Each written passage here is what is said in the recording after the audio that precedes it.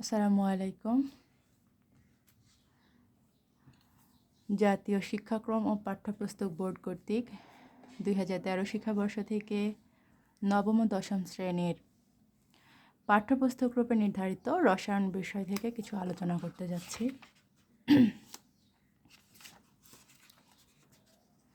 আজকের পড়ানোর বিষয় হচ্ছে রসায়নের ধারণা। এই চ্যাপ্টার থেকে আমরা জানতে পারবো রসায়ন কাকে বলে, রসায়নের উৎপত্তি থেকে হলো, এবং দৈনন্দিন জীবনে রসায়ন আমাদের কী কী কাজে লাগে সেসব বিষয়ে।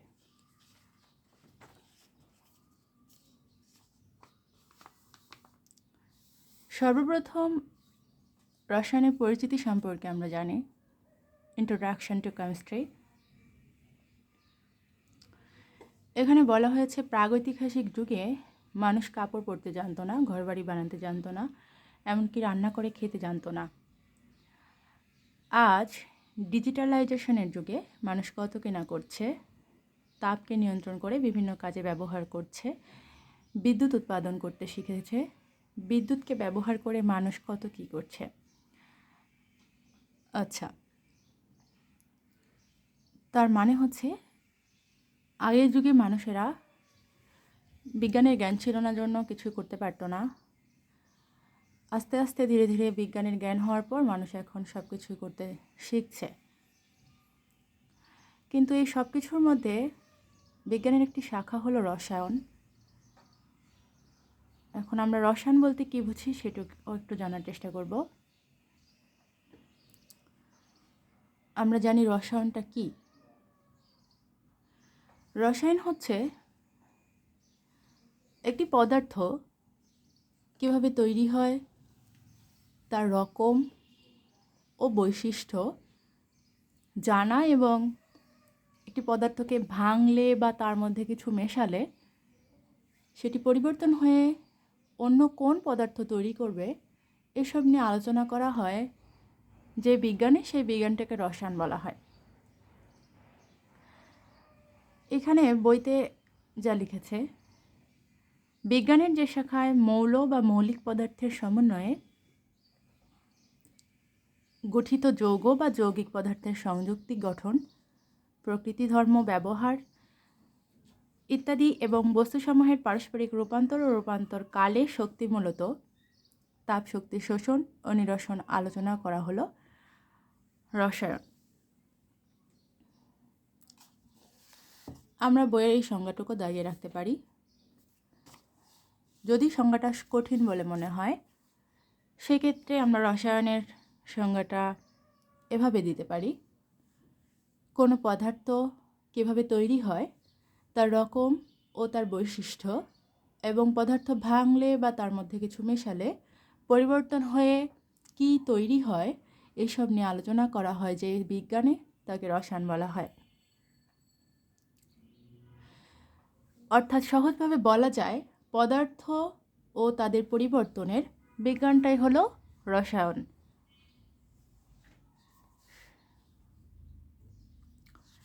তারপর আমরা একটু দেখি। বলা হলো, আমরা জানি কয়লা পোড়ালে তাপ উৎপাদিত হয়, সেই সাথে কার্বন ডাইঅক্সাইড যৌগ গঠিত হয়। আর্দ্র পরিবেশের লোহা বা লোহা নির্মিত জিনিস রেখে দিলে তাতে মরিচা পড়ে, বিভিন্ন গাছের নির্যাস থেকে ঔষধ ও সুগন্ধি নিষ্কাশন করা হয়, আকরিক থেকে বিভিন্ন ধাতু নিষ্কাশন ইত্যাদি হলো রসায়নের কতিপয় উদাহরণ।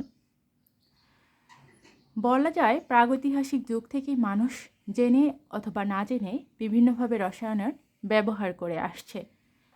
এই পর্যন্ত পাওয়া তথ্য অনুযায়ী প্রথম ব্যবহৃত ধাতু হলো তামা। আমরা লাইনটি দাগিয়ে রাখতে পারি। প্রথম ব্যবহৃত ধাতু হলো তামা। এছাড়া সেই প্রাচীনকাল থেকেই মানুষ সোনা, রূপা, টিন, লোহা ইত্যাদি ধাতু ব্যবহার করছে। খ্রিস্টপূর্ব 3500 অব্দের দিকে কপার ও টিন ধাতুকে গলিয়ে তরলে পরিণত করে এই দুটি তরলকে একত্রে মেশানো হয়। অতঃপর মিশ্রণকে ঠান্ডা করে কঠিন সংকর ধাতুতে পরিণত করা হয়। সংকর ধাতুটা কি? একাধিক ধাতুকে গলিয়ে তরল করে মিশানোর পর অন্য কোনো ধাতু তৈরি হলে সেটাকে বলা হয় সংকর ধাতু বা মিশ্র ধাতু। এই সংকর ধাতুর নাম ব্রোঞ্জ। তাহলে আমরা কি জানতে পারলাম? সংকর ধাতুর অপর নাম হচ্ছে ব্রোঞ্জ। আচ্ছা, অর্থাৎ কপার ও টিন ধাতুকে গলিয়ে তারপর মিশ্রণকে ঠান্ডা করে কঠিন ধাতুতে পরিণত করার পর যে সংকর ধাতু তৈরি হলো তাকে ব্রোঞ্জ বলছে। এ ব্রোঞ্জ দিয়ে মানুষ অস্ত্র তৈরি করত এবং পশু শিকার, কৃষিকাজ, জ্বালানির জন্য কাঠ সংগ্রহ ইত্যাদি প্রয়োজনীয় অনেক কাজে এ অস্ত্র ব্যবহার করত। এ ব্রোঞ্জ তখনকার মানবজাতির জন্য এক অতি প্রয়োজনীয় পদার্থে পরিণত হয়। ব্রোঞ্জের আবিষ্কার মানব সভ্যতাকে অনেক দূর এগিয়ে নিয়ে গেছে। ব্রোঞ্জের মতো মানুষ ইস্পাত সহ অনেকগুলো সংকর ধাতু তৈরি করছে এবং বিভিন্ন কাজে সেগুলো ব্যবহার করছে। আচ্ছা, তাহলে জন্মলগ্ন থেকেই আমরা রসায়ন আমাদের দৈনন্দিন জীবনে ব্যবহার করে আসছি। সেটা কেমন? রসায়নের পরিবর্তনটা দুই রকম হতে পারে। একটা হচ্ছে ভৌত পরিবর্তন, একটা রাসায়নিক পরিবর্তন। আমাদের দৈনন্দিন জীবনে আমরা সহজভাবে এর উদাহরণ হিসেবে দেখতে পারি দুধ এবং লেবুর রস, এই দুটিকে একত্রে মিশ্রণ করলে ছানা তৈরি হয়। এটি একটি রাসায়নিক পরিবর্তন। রাসায়নিক পরিবর্তনটা হচ্ছে কোনো পদার্থের সাথে অন্য পদার্থ মিশ্রণ করলে একদম তার রূপ পরিবর্তন হয়ে যায়, আকার পরিবর্তন হয়ে যায়। তাহলে দুধ এবং লেবুর রস মেশালে সেখানে ছানা তৈরি হচ্ছে। অপরদিকে ভৌত পরিবর্তনটা কেমন আমরা একটু দেখি। পানি ফুটে বাষ্প হয়। এখানে পানিকে তাপ দিলে সেটা ফোটা শুরু করে এবং কিছুক্ষণ পর সেটি বাষ্প আকারে আকাশের দিকে উড়ে যায়। এটি ভৌত পরিবর্তন, কারণ এখানে কোনো আকারের পরিবর্তন হচ্ছে না। আচ্ছা, এখন আমরা সামনের দিকে আগাই এবং দেখি আমাদের দৈনন্দিন জীবনে আমরা রসায়নের কি ব্যবহার করে থাকি এবং এর উৎপত্তিটা কিভাবে হয়েছে।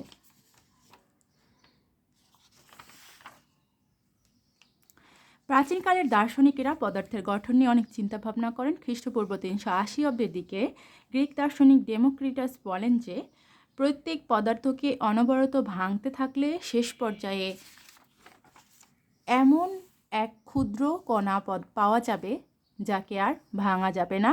তিনি এর নাম দেন অ্যাটম, অর্থাৎ বাংলা যাকে বলা হয় অবিভাজ্য। তার মানে হচ্ছে গ্রিক দার্শনিক ডেমোক্রিটাস বলার চেষ্টা করেছিলেন যে প্রত্যেক পদার্থকেই ভাঙলে এবং বারবার ভাঙতে থাকলে সেটি একটি শেষ পর্যায়ে এমন একটি পর্যায়ে গিয়ে পৌঁছাবে যেখান থেকে তাকে আর ভাঙা যায় না এবং সেটি একটি ক্ষুদ্র কণায় পরিণত হয় যাকে বলা হয় অ্যাটম এবং তার বাংলা প্রতিশব্দ হবে অবিভাজ্য, যার ভাঙা যায় না, ইনডিভিজিবল। প্রায় একই সময়ে ভারতীয় দার্শনিক কোনাডা অণুর ধারণা প্রকাশ করেছিলেন যা অ্যাটমের ধারণার অনুরূপ, কিন্তু এই ধারণাগুলোর কোনো পরীক্ষামূলক ভিত্তি ছিল না। তাছাড়া দার্শনিক অ্যারিস্টটলের ধারণার বিরোধিতা করেন। তখন অ্যারিস্টটল সহ অন্য দার্শনিকরা মনে করতেন সকল পদার্থ মাটি, আগুন, পানি ও বাতাস মিলে তৈরি হয়, ফলে অ্যাটমের ধারণা অনেক দিন পর্যন্ত মানুষ গ্রহণ করেনি। তার মানে বিজ্ঞানীরা নিজেরাই গবেষণা করার পর নিজেরা মিলেই একজন আরেকজনের ধারণা মেনে নিতে পারল না। একজন মনে করলো পদার্থকে ভাঙলে একসময় এমন ক্ষুদ্র কণা তৈরি করা যায় যার পরে এটি আর ভাঙে না এবং সেটিকে নাম দেয় অ্যাটম। কিন্তু পরবর্তীতে অ্যারিস্টটল এই ধারণাটা মেনে নেয় না এবং সেখান থেকে তিনি অন্য একটি ধারণা দিয়ে থাকেন যে সকল পদার্থ মাটি, আগুন, পানি ও বাতাস মিলে তৈরি হয়। আচ্ছা, আমরা এবার জানি রসায়ন শব্দটির উৎপত্তি কোত্থেকে হলো। রসায়ন শব্দটির ইংরেজি প্রতিশব্দ হচ্ছে কেমিস্ট্রি।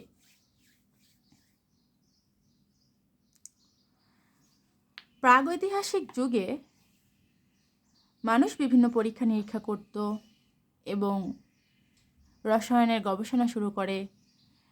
মূলত মানুষ প্রথম দিকে চেষ্টা করেছিল কপার, টিন, সীসা ইত্যাদি স্বল্পমূল্যের ধাতু থেকে সোনা তৈরি করার, কিন্তু তারা সেটি তৈরি করতে সফল হয় না।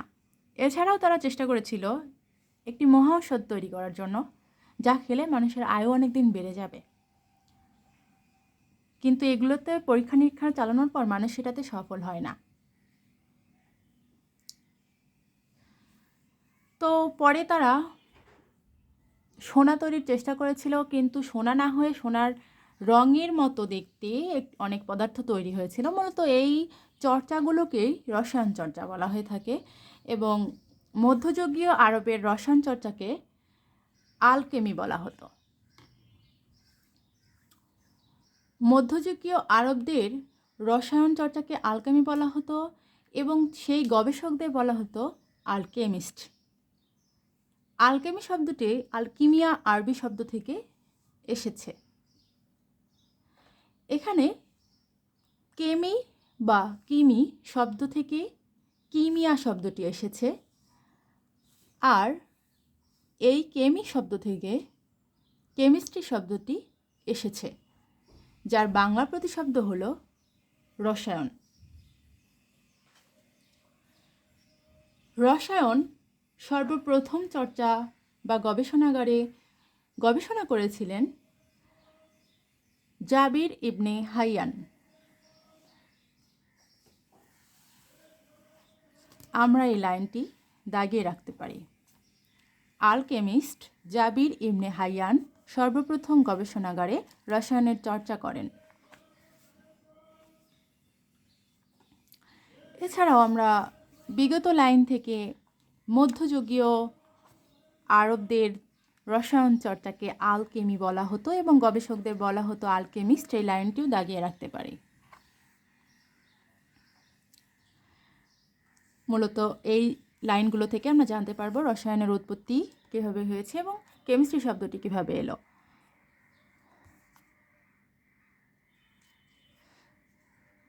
আমরা এতটুকু জেনে রাখার চেষ্টা করব।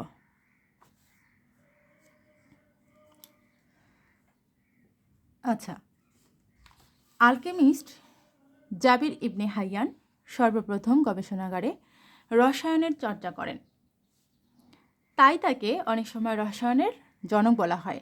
তাহলে আমাদের যদি পরীক্ষায় প্রশ্ন আসে এমন যে রসায়নের জনক কাকে বলে, তাহলে আমরা উত্তর দিব জাবির ইবনে হাইয়ান। জাবির ইবনে হাইয়ানকে রসায়নের জনক বলা হয়ে থাকে।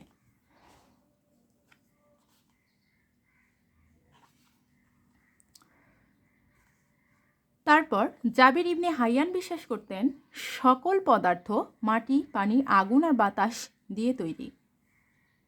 তিনি এসব নিয়ে গবেষণা করলেও রসায়নের প্রকৃত রহস্যগুলো তার কাছে পরিচিত বা পরিষ্কার ছিল না। তবে রসায়নের প্রকৃত রহস্য উদ্ভাবনে রসায়ন চর্চা প্রথম শুরু করেন Antonio Lavoisier, Robert Boyle, Sir Francis Bacon এবং জন ডাল্টন সহ অন্যান্য বিজ্ঞানী। আধুনিক রসায়নের জনক অ্যান্টোনিও ল্যাভয়েসিওকে বলা হয়ে থাকে। তাহলে আমরা লাইনটি দাগিয়ে রাখতে পারি। অ্যান্টোনিও ল্যাভয়েসিওকে আধুনিক রসায়নের জনক বলা হয়। প্রশ্ন হতে পারে আধুনিক রসায়নের জনক কে? তাহলে উত্তরটি হবে অ্যান্টোনি ল্যাভয়েসিয়ে। আর যদি প্রশ্ন হয় রসায়নের জনককে, তাহলে সেক্ষেত্রে প্রশ্নের উত্তরটি হবে জাবির ইবনে হাইয়ান। আমরা যেন উত্তর দুটি গুলিয়ে না ফেলি। এবারে আমরা আলোচনা করব দৈনন্দিন জীবনের বিভিন্ন বিষয়ে রসায়নের দৃষ্টিকোণ থেকে। আমরা এখানে রসায়নের সংজ্ঞা দেওয়া আছে, সেটুকু মুখস্থ করার চেষ্টা করব। এবার দেখি দৈনন্দিন জীবনে আমরা রসায়নের ব্যবহার কিভাবে দেখতে পাই।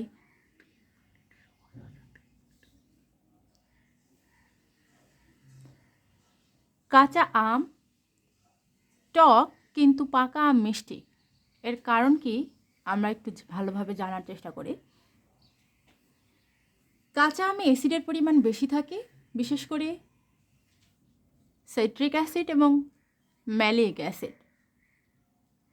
ম্যালিক অ্যাসিড এই ধরনের অ্যাসিডের কারণে আম টক স্বাদযুক্ত হয় এবং এতে চিনির পরিমাণ খুব কম থাকে, তাই মিষ্টি কম লাগে এবং টক লাগে। কিন্তু পাকা আমে রাসায়নিক পরিবর্তন হয় এবং গ্লুকোজ ও ফ্রুক্টোজের সৃষ্টি হয়, অর্থাৎ চিনির পরিমাণ বেশি হয় এবং অ্যাসিডের পরিমাণ কমে যায়। এজন্য পাকা আম মিষ্টি হয়। তারপর আমরা দেখতে পাই কেরোসিন, প্রাকৃতিক গ্যাস ও মোম ইত্যাদির দহন। দহন কি? দহন হচ্ছে পদার্থের মধ্যে থাকা অক্সিজেন হলো পদার্থের অক্সিজেন, আর এই অক্সিজেন যেমন কাঠের মধ্যে অক্সিজেন থাকে এবং এখানে যদি আগুন দেওয়া হয় তাহলে পদার্থের অক্সিজেনের সাথে বিক্রিয়ার মাধ্যমে আস্তে আস্তে জ্বলন তৈরি করে, তারপর তাপ ও আলো উৎপন্ন করে, এভাবে এখানে দহন সৃষ্টি হয়।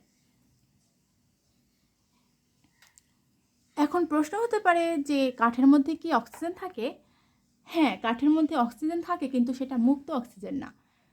কাঠ যখন জ্বলে তখন এর মধ্যে থাকা ও বাহ্যিক বাতাসের অক্সিজেন বিক্রিয়ায় অংশ নেয়, আগুন ধরে জ্বালায় কাঠকে এবং আলো এবং তাপ শক্তি সৃষ্টি করে। এরপর পেটের অ্যাসিডিটির জন্য অ্যান্টাসিড ওষুধ খাওয়া, এটি আমাদের অত্যন্ত প্রয়োজনীয় একটি বিষয়। পেটের অ্যাসিডিটি হলো পেটে হাইড্রোক্লোরিক অ্যাসিড অতিরিক্ত উৎপন্ন হওয়া, অর্থাৎ পাকস্থলীর প্রাচীরে অতিরিক্ত হাইড্রোক্লোরিক অ্যাসিড নিঃসৃত হলে পেটে অ্যাসিডিটির সমস্যা হয় এবং পেটে প্রচণ্ড জ্বালা অনুভব হয়। এই ক্ষেত্রে অ্যান্টাসিড খাওয়া খুবই জরুরি হয়ে পড়ে। কারণ হলো পেটের প্রাচীর